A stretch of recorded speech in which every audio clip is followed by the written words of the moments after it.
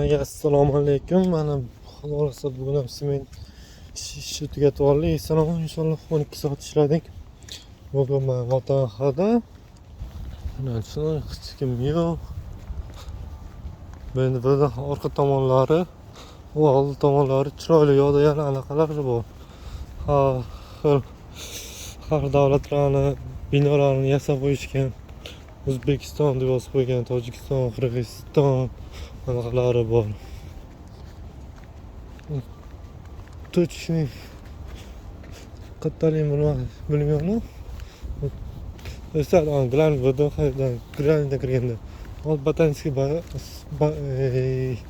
Botanskiy satiga ketaman metro. Yo'qroq boraman, kamida 1 soatcha peshkom yurishim kerak, yarim soat, 1 soat. Hozir men bitta avtobus o'tib qolish kerak, gazer.